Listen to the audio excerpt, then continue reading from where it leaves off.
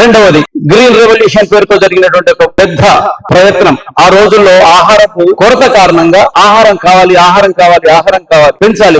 దాంతో ఏం చేశారంటే మన సైంటిస్టులు విదేశాలకు వెళ్లి విదేశీ మోడల్స్ తీసుకుని వచ్చారు. ఆ కారణంగా ఈ అన్నిటికీ కేంద్రం మళ్ళీ ఆవే అవుతుంది. అన్నిటికీ కేంద్రం మళ్ళీ ఆవు దగ్గరికి వస్తాం. మళ్ళీ చిన్నప్పుడు ఏదైనా చెప్పరా బాబు అంటే ఆవు గురించి చెప్పండి మళ్ళీ అదే చెప్పేటోళ్ళం. 2 కొమ్ములు ఉంటాయి, 2 చెవులు ఉంటాయి, తోకుంటుంటాయి అని చెప్పేవాళ్ళు. అట్లాగే మనం ఏం మాట్లాడినా చివరికి వచ్చేసరికి ఆవు దగ్గరికి వస్తున్నది. ఆహార విషయంలో ఇప్పుడు వైట్ రెవల్యూషన్ అని వచ్చేసింది. వైట్ రెవల్యూషన్ ఏంటిది? శ్వేత క్రాంతి. ఈ విప్లవం వచ్చిందో ఎక్కడ వచ్చింది? ఆ విప్లవం శ్వేత క్రాంతి. ఎక్కడ దీన్ని ప్రారంభించారు? మనం ఇవన్నీ తెలుసుకోకపోతే చాలా కష్టం. మనం వాదనలో మనం గట్టిగా నిలబడాలంటే ఇవన్నీ తెలిసి ఉండాలి. ఈ శ్వేత క్రాంతిని తీసుకురావడానికి కారకులైనటువంటి వాళ్ళు తెలుసా? ఎవరైనా వాళ్ళ పేరు ఏమైనా చెప్పగలుగుతారా?